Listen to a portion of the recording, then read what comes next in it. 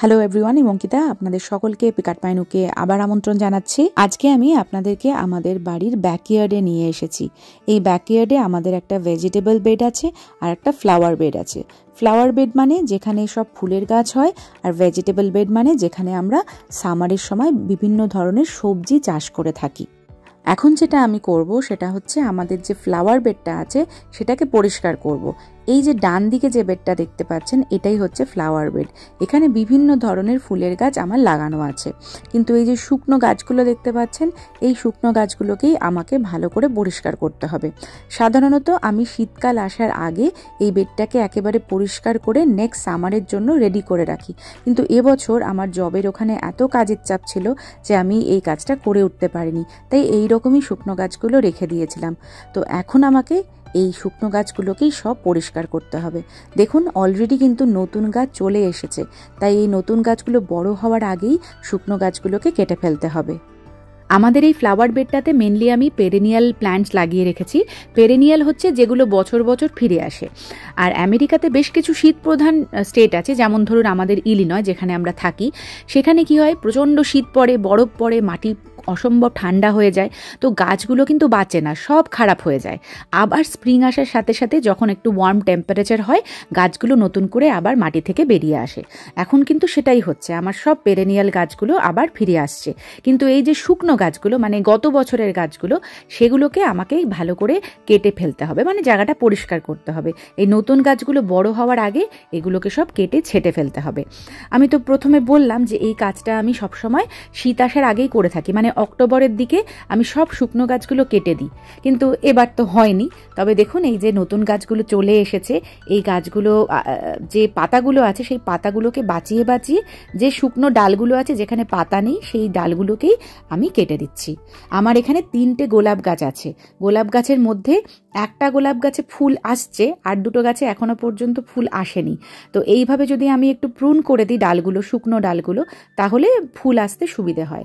আরও এখানে বিভিন্ন রকম পেরেনিয়াল গাছ আছে যেগুলো আমি আপনাদেরকে যখন গাছগুলো বড় হবে তখন আমি দেখাবো। কিন্তু এই জায়গাটার অবস্থা এত খারাপ, মানে এত শুকনো গাছ এখানে রয়েছে, সেগুলোকে সব পরিষ্কার করতে কিন্তু বেশ আমার খাটনিই হচ্ছে। যাদের ধরুন ব্যাকইয়ার্ড নেই, যারা টবের মধ্যে সব গাছ লাগান, তারা তো ঘরের ভেতরেও রেখে দিতে পারবেন, একটা ইনডিরেক্ট সানলাইট থাকলে গাছগুলোকে বাঁচিয়ে রাখা যায়। তবে আমার পক্ষে সেটা সম্ভব না, আমার ঘরের ভেতরে অত জায়গা নেই যে আমি সব গাছ টবের মধ্যে করে রাখতে পারি। আর আমি যেহেতু এখানেই সব গাছ মাটিতেই পুঁতে দিয়েছি, আর গাছগুলো দেখুন পরের বছর তো ফিরেই আসছে, তাই অসুবিধে নেই। এখানে কিন্তু বেশিরভাগ আমেরিকান বাড়িতে যাদের ব্যাকইয়ার্ড আছে তারা কিন্তু এইভাবেই পেরিনিয়ালগুলো মাটিতেই রেখে দেন, কারণ এগুলো তো বছর বছর ফিরেই আসে। আর সবচেয়ে মজার ব্যাপার হচ্ছে পেরেনিয়ালের ক্ষেত্রে আমি দেখেছি যে কিছু পেরেনিয়াল কিন্তু ডাবল হয়ে ফিরে আসে, মানে আমি একটা ছোট্ট গাছ লাগিয়েছিলাম সেটা এখন তো ডাবল ট্রিপল হয়ে গেছে। এখন আমি এই শুকনো ডালপালাগুলোকে এই কাগজের ব্যাগের মধ্যে ভরে রেখে দেব। যেদিন আমাদের গার্বেজ ট্রাক আসে মানে সোমবার, সেদিন এটা বাইরে রেখে দিলে ওরা নিয়ে চলে যাবে। এই শুকনো ডালপালা নেওয়ার জন্য আবার আলাদা ট্রাক আসে, তারাই এই জিনিসগুলো নিয়ে চলে যায়। আমি আপনাদের অনেক ভিডিওতে বলেছি না যে আমেরিকাতে সব কাজ নিজেদেরই করতে হয়, যেমন ঘরের কাজও করতে হয় তেমন এই ধরনের বাইরের কাজও আমাদের করতে হয়। আর প্রত্যেকটা সিজনে নিজস্ব নিজস্ব কাজ থাকে।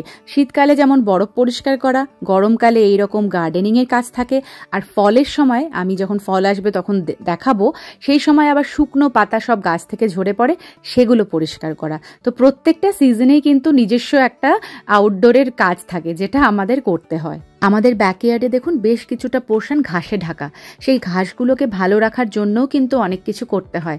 মানে প্রত্যেক সপ্তাহে একবার করে ঘাসগুলোকে ছোট ছোট করে কাটতে হয়, তারপরে সেই ঘাসটা যাতে ভালো থাকে, হেলদি থাকে, তার জন্য তাতে সিডস দিতে হয়, ফার্টিলাইজার দিতে হয়। তো এগুলোর পেছনেও কিন্তু অনেকটা সময় যায়, এবং ঘাসটা পরিচর্যা করার দায়িত্ব হচ্ছে নীলাদ্রির, ও সেগুলো করে।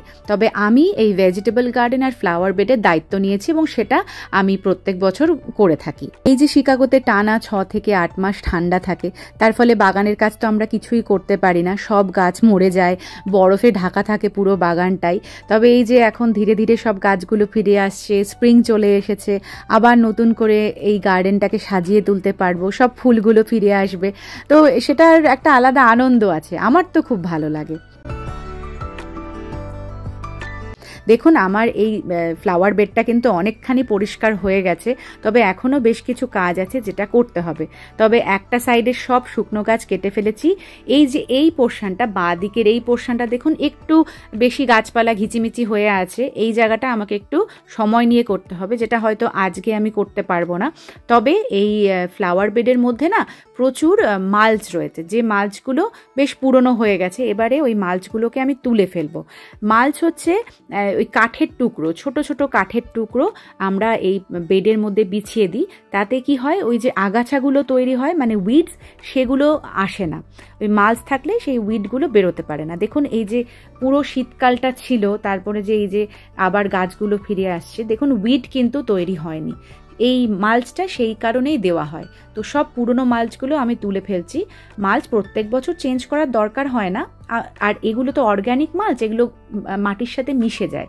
তবে এবছর আমরা একটু আবার নতুন মালচ দেব, সেই জন্যই আমি পুরনো মালচগুলো যেগুলো রয়েছে সেগুলোকে তুলে ফেলছি। আর কিছু কিছু জায়গায় না একটু ঘাস হয়ে গেছে, মানে যেগুলো আমাদের বাগানের ঘাস ওগুলোই হয়ে গেছে। এগুলো আগাছা নয়, মানে ওই উইড নয়, ঘাস। তো সেই ঘাসগুলোকে আমি তুলে ফেলে জায়গাটাকে একটু পরিষ্কার করে নিচ্ছি। এই বাড়িতে আমরা এসেছি 2018-তে, আর 2019-এ আমি নিজে হাতে এই ফ্লাওয়ার বেডটা বানিয়েছিলাম। এখানে আগে পুরোটাই ঘাস ছিল, সেই ঘাসটাকে কোদাল দিয়ে তুলে শেপ করে মাটি বের করে মাটি নতুন দিয়ে তার মধ্যে আমি গাছগুলো লাগাতে শুরু করি। তো এখন ধরুন 4-5 বছর হয়ে গেছে এই বেডটা বানানো। তো এখন তো অনেক ফুলের গাছ হয়ে গেছে, প্রত্যেক বছরই কিছু না কিছু নতুন গাছ এখানে আমি লাগাই। তো এটা আমার খুব একটা ভালো লাগার জায়গা। আমার সামনেও একটা বাগান আছে, যেটাও আমি আপনাদেরকে দেখাবো ধীরে সুস্থে। সেখানেও প্রচুর আমরা গাছ লাগিয়েছি, সেখানে অ্যানুয়াল গাছ লাগাই, পেরেনিয়াল তো আছেই। সেই বাগানটাও আমাদের নিজে হাতে বানানো, সেটাও আপনাদেরকে দেখাবো। আর এখানে একটা বেড ছিলই, মানে সেই বেডের মধ্যে আমরা ফুল না লাগিয়ে সবজি লাগাই, সেটা আমি একটু পরেই আপনাদেরকে দেখাচ্ছি। এই দেখুন বেডটা কিন্তু অনেকখানি পরিষ্কার করে ফেলেছি, যে টুকটাক ঘাসগুলো ছিল সেগুলো তুলে ফেললাম। তবে দেখুন এই যে সামনে যে গাছগুলো দেখতে পাচ্ছেন, এটা কিন্তু ফ্লক্স। এবার এই ফ্লক্সের মধ্যে কি হয়েছে, কিছু কিছু ঘাসও তৈরি হয়ে গেছে। তাই আমি ভাবছি এই ফ্লক্সটাকে পুরো তুলে ঘাসগুলোকে বেছে তারপরে আবার এটাকে ভালো করে পুঁতে দেব। আর এই পাশটা তো এখনো পর্যন্ত দেখা যাচ্ছে অনেকটাই শুকনো গাছ রয়েছে, সেগুলো আমাকে আর একটা দিন সময় দিয়ে তুলতে হবে। তবে বাকি যে জায়গাটা দেখতে পাচ্ছেন সেখানে আমি দেখুন পুরনো মালচগুলো তুলে দিয়েছি এবং মাটিটা কিন্তু অনেকটাই পরিষ্কার হয়ে গেছে। এই যে মাঝখানে যে গাছটা দেখতে পাচ্ছেন এখন যেটা দেখাচ্ছি, সেটাও কিন্তু ওখানে ডেজি গাছ লাগানো আছে। ডেজি গাছের মধ্যে দিয়ে ঘাস বেরিয়ে গেছে। তো আমি দেখি একটু ওর সময় নিয়ে ওগুলো পরিষ্কার করতে হবে। এটা হচ্ছে ফ্লস্ক, এর মধ্যে এই সাদা সাদা ফুল হয়, খুব সুন্দর লাগে, এক ঝাঁক ফুল হয়। এটাও একটা পেরেনিয়াল গাছ। পেছনে দেখুন এখানে একনিশিয়া রয়েছে, এই যে এইগুলো সব একনিশিয়া, এগুলো বড় হলে খুব সুন্দর পার্পল কালারের ফুল হয়। এই পাশটাতে আমার বি বাম রয়েছে, সেখানেও পার্পল কালারের কিছু ফুল হয়। আর এগুলো তো গোলাপ গাছ দেখতেই পাচ্ছেন। এই গোলাপ গাছগুলো আমাকে আমার এক আমেরিকান নেইবার দিয়েছিল। তো সেইগুলোর মধ্যে দুটোতে এখনো ফুল আসেনি, আর একটাতে ফুল আসছে। এইগুলো হচ্ছে লিলি গাছ। লিলি গাছ আগে আমার প্রায় 7-8টা ছিল। এবছর দেখছি লিলি গাছ একদম ছোট ছোট এসেছে, মানে লিলি গাছ আমার মনে হচ্ছে আর আসছে না, ভালো মতো আর ওগুলো হচ্ছে না। আর এই ফাঁকা জায়গাটাতে গ্ল্যাডিউলাস লাগানো আছে, এগুলো বাল্ব থেকে হয়, কিছুদিনের মধ্যেই বাল্বগুলো থেকে গাছ আসবে। আর এই ঝোপটা দেখতে পাচ্ছেন, এটা ডেজি গাছ। এইগুলো প্রচুর সাদা সাদা সুন্দর ফুল হয়। আজকের মতো আমার ফ্লাওয়ার বেডের কাজ শেষ। এবারে চলুন ভেজিটেবল বেডটা আপনাদের দেখিয়ে দিই। এই যে লম্বা জায়গাটা দেখা যাচ্ছে, এটাই হচ্ছে ভেজিটেবল বেড। এখানেই সব সবজির গাছ লাগানো হয়।